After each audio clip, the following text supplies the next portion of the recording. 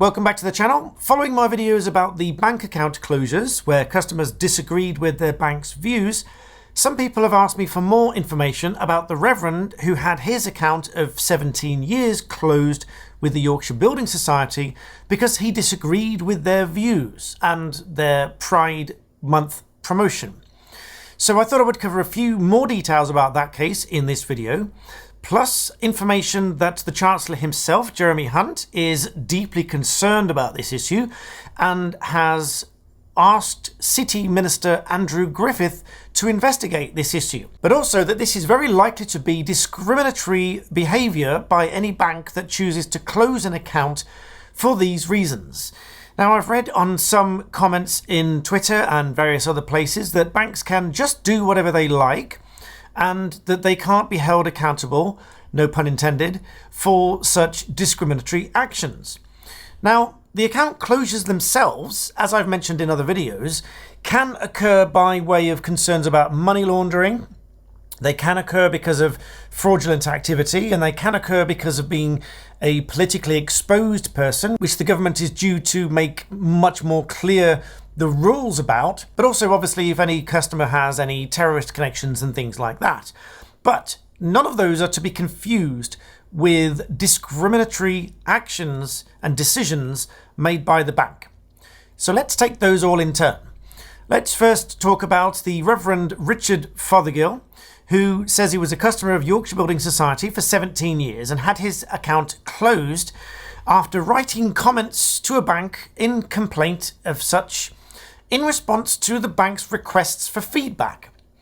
He says, and I'm reading from the Telegraph, which I'll link in the description below, he says, I wrote to them on their feedback portal making 2 points. Firstly, he asked, is this a really good use of your time? You're not here for social engineering. And secondly, he said that he had serious ethical problems with the transsexual element and the implications of broadcasting that to young children. Obviously, being an Anglican vicar, he has his views, as do many other people.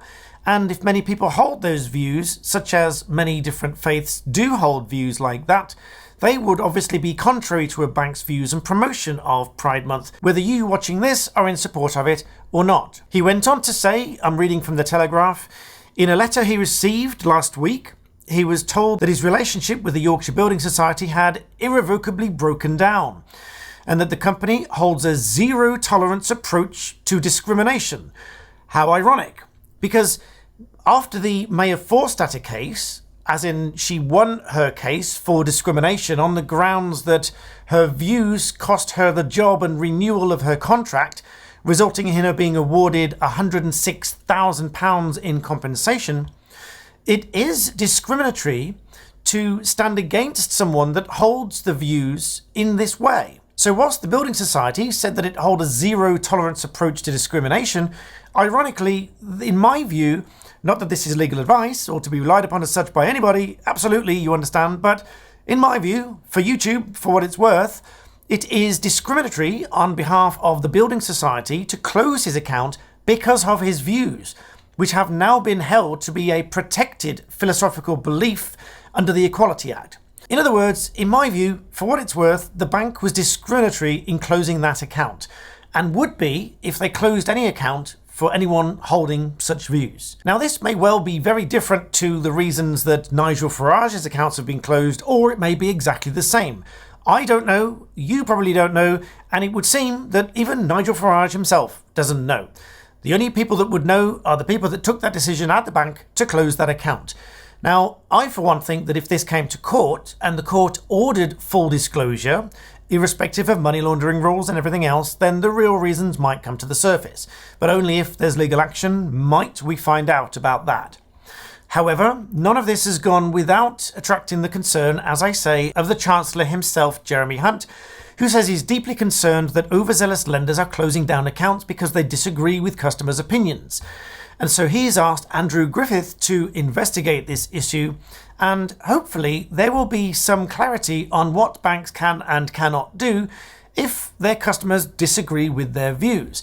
Because at the very least, on the surface, and in light of the Maya Forstater success case, in that she was successful in her claim for discrimination to the tune of £106,000 in compensation, including aggravated damages, this might well pose a serious problem for the banks if they do take such actions against their customers. And now, if your bank does close your account and you then have to take the money elsewhere, but other banks refuse to open an account for you because one of the criteria might be, have you had an account closed or refused anywhere else?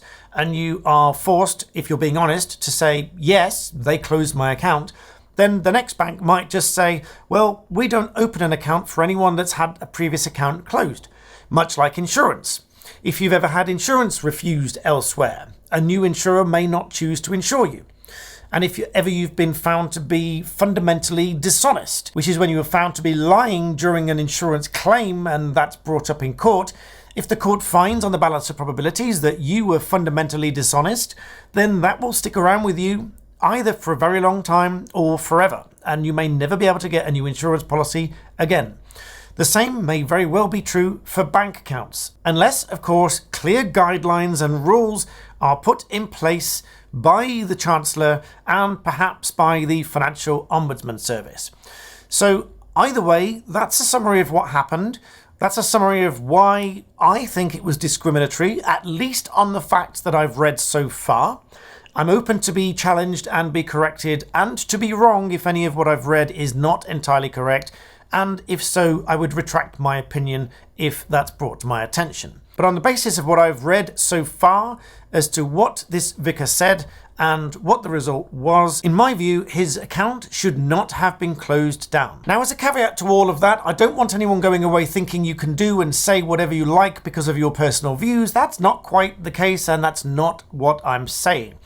Now remember, a fundamental belief which is protected and worthy of respect in a democratic society, which is one of the parts of the test, for it to be protected under the Equality Act, this doesn't mean that you can manifest it in any which way you like. You can hold the belief and you can legitimately express it in lawful means. By that I mean you can't just go out and harass and intimidate and verbally or otherwise assault anybody that doesn't agree with your views because your view is different, and manifest it by violent disruptions and behaviour and violent protest. Of course, you can't do any of that because your belief will be protected, and if you are treated any less favourably because of your belief that is protected, then that would be discriminatory behaviour. But it doesn't mean that you can manifest your belief in any way you wish. There is, of course, a legitimate means of limiting your expression and manifestation of your belief, because that would not be right in a civil society. But nonetheless, if you are treated less favourably because of a belief that is protected, much like any religious faith or belief, if you were treated any less favourably because of any of those, then obviously that would be discrimination. So I hope that helps to clear up some of those issues, and this is far from over, and I sincerely hope that there is clarification brought about by the Chancellor and probably by the Financial Ombudsman Service. In the meantime, do leave me your thoughts, your questions, your comments below. Please keep it civil, and I will come back with any updates that pop up along the way and hopefully help to clarify them for you so that I can continue to help you to understand law. So long as you like the video, subscribe and hit that notification bell, and I'll see you next time.